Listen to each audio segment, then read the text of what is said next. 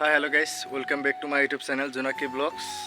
Guys, আজি অন্য এটা ভিডিঅ'লৈ আপোনালোকক স্বাগতম জনাইছোঁ. Guys, আপোনালোকে ভালে আছে নে? আশা কৰোঁ ভালে আছে, ময়ো ভালে আছোঁ. Guys, আজি মই এক জায়গাত আহিছোঁ. তো তাতে মানে কি হ'ল এখন মেডিকেল দেখিলোঁ. তো মেডিকেলৰ মানে অৱস্থাটো ইমানেই বেয়া মানে চাই ফেলে মোৰ মনটো বহুত বেয়া লাগিছে. তো সেইকাৰণে ভাবিলোঁ আপোনালোকেও মোৰ এটা ফেমিলি তো সেইকাৰণে ভাবিলোঁ আপোনালোককো দেখাও আৰু আপোনালোকেও চাওক. তো ব্লগ দেৰি নকৰি মেডিকেলখন দেখাও ব্লগ. গাইজ এইটো আছিল ৰাস্তা আৰু এইফালে আছিল আপোনাৰ ৰাস্তাটো. তো এইটো হ'ল মেইন গেট. গেটেদি সোমাই যায় ডাইৰেক্ট ভিতৰলৈ. এইটো আছিল 1 নম্বৰ গেট. তো এইটো তলামাৰা আছে, এতিয়া তলামাৰা দেখা পাইছে.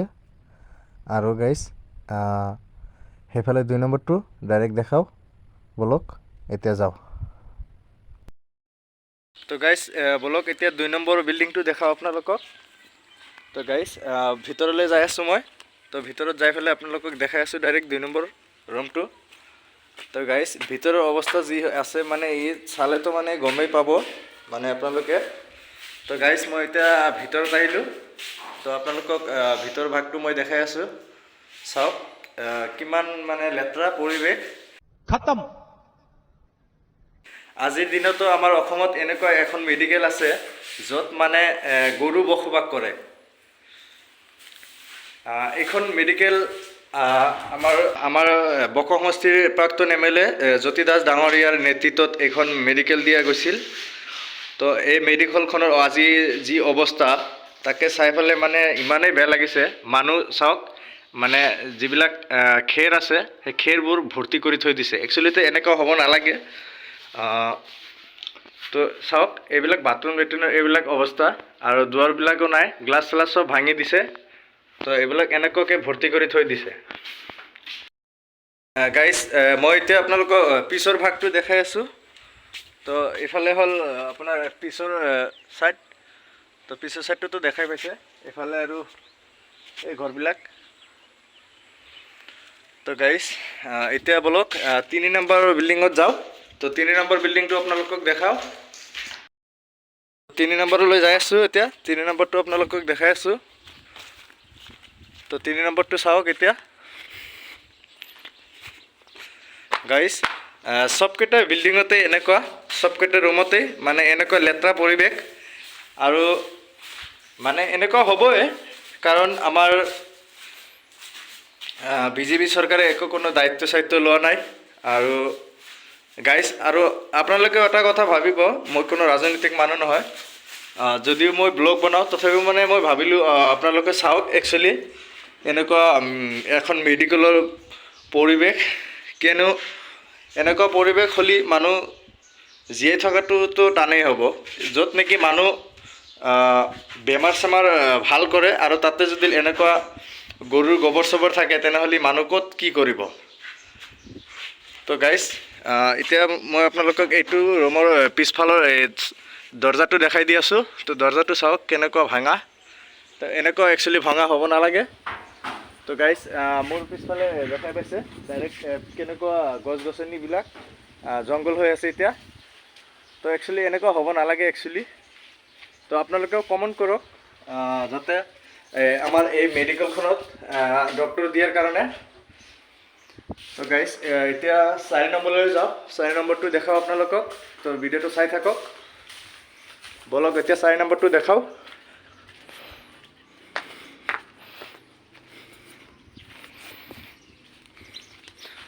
তো গাইজ এইটো আছিল আপোনাৰ 4 নম্বৰ বিল্ডিং. তো 4 নম্বৰ বিল্ডিংটো মানে অলপ ভাল আছে. সেইটো তলা মাৰি উঠি গৈছে. তো তলাটো দেখাই পাইছে আপোনালোকে. এইটোতো ভিতৰত যাব নোৱাৰোঁ. তো বাকী এতিয়া আপোনালোকক 5 নম্বৰটো দেখাই আছোঁ. তো 5 নম্বৰটো চাওক. এইটো আছিল 5 নম্বৰ. তো 5 নম্বৰটো তলা লগা নাই. তো বলক ভিতৰত যাই পেলাই আপোনালোকক দেখাই আছোঁ. তো চাওক প্ৰথমতে কি দেখা পালে এইবিলাক মানে ইমান লেতেৰা পৰিৱেশ মানে কি ক'ম আৰু মানে ক'বলগীয়া মানে একোৱেই নাই মই মানে ইমানেই বেয়া লাগিছিল সেইকাৰণে বোলো মানে আপোনালোককো দেখাই দিওঁ মানে এখন মেডিকেলৰ আজিৰ দিনত মানে এনেকুৱা এখন মেডিকেল আছে য'ত নেকি গৰু বসবাস কৰে আৰু যোন মেডিকেলত মানুহ চিকিৎসাধীন হয় আৰু মানুহ থাকিব তাতে আজি গৰু বসবাস কৰে আজিৰ দিনত এনেকুৱা একচুৱেলি অসমত মেডিকেল আছে বুলি মই ভবা নাছিলোঁ কিন্তু মেডিকেলখন চাই পেলাই মোৰ ইমানেই বেয়া লাগিছে তো গাইজ এইটো মই আপোনালোকক পিছৰ ভাগটো দেখাই আছোঁ তো বলক পিছৰ ভাগটো চাওক তো সবখিনি মানে সবকেইটা পিছতেই মানে এনেকুৱা জংঘলৰ পৰিৱেশ তো গছ গছনিবিলাক হৈ আছে তো কোনো মানুহ হেৰি নাই তো আপোনালোকে কমেণ্ট কৰক এইটো মেডিকেলত ডক্টৰ দিয়াৰ কাৰণে তো গাইজ বলক সেইফালে যাওঁ আমি সেইফালে এটা বিল্ডিং আছে তো সেইটো এনেকৈ হ'ব পৰিৱেশ চাগে আপোনালোকে চাই থাকক ভিডিঅ'টো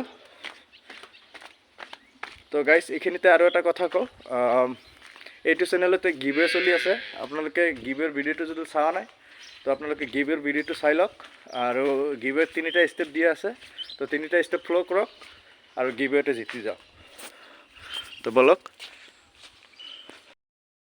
তো গাইজ এইখিনিতে আপোনালোকক আৰু এটা বস্তু দেখাওঁ মোৰ পিছফালে এইখন আছিল আপোনাৰ পানীৰ টেংকিটো নাই এতিয়া ওপৰত পানীৰ টেংকিটো মানুহে লৈ গৈছে আৰু এইবিলাক ঘৰৰ ৰুমৰ ভিতৰত যিমান ফেন চেন আছিল লাইনটোৰ তাৰ আছিল এইবিলাক সব তো গাইজ গাঁৱৰ পৰিৱেশটো এনেকুৱা একচুৱেলি মানে গাঁৱৰ মানুহবিলাকে মানে ভাল বেয়া এইবিলাক একোৱে গম নাপায় সিহঁতে 5 নম্বৰ ৰুমটো চাওক আৰু ৰুমৰ সন্মুখতে চাব পাৰিছে মানে কি জাবৰ জোঁথৰ তো এইফালে আমাৰ কেমেৰামেন এইফালে চাব দেখাই দিব মানে এইফালে কি ৰাখিছে এইবোৰ মানে গছৰ ডাল আৰু এইবিলাক কি কিবা কিবি খেৰ চেৰ ৰাখিছে তো একচুৱেলি এনেকুৱা হ'ব নালাগে তো এইফালে চাওক কিমান জাবৰ জোঁথৰ পৰি আছে তো এইফালে আহক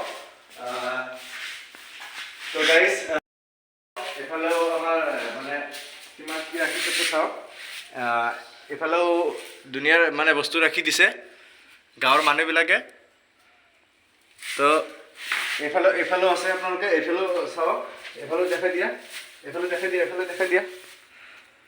তো এইফালে দেখাই দিয়া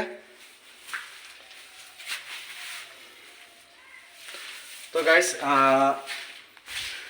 আজি ভিডিঅ' এইখিনিতে সমাপ্ত কৰোঁ আৰু গাইজ আপোনালোকে কমেণ্ট কৰিব মানে আপোনালোকৰ মতামতটো দিয়ক যাতে একচুৱেলি এনেকুৱা হ'ব নালাগে আৰু মেডিকেলত ডক্টৰ দিব লাগে ভিডিঅ'টো যদি ভাল লাগে এটা লাইক কৰি দিব আৰু যদি মোৰ চেনেলত নতুন হৈ আছে তো চেনেলটো ছাবস্ক্ৰাইব কৰি বেল আইকনটো অল কৰি থৈ দিব আৰু গাইজ মই এনেকুৱা ভিডিঅ' মই ডেইলি লৈ আহোঁ আপোনালোকৰ কাৰণে তো গাইজ আজি ভিডিঅ'টো এইখিনিতে সামৰিছোঁ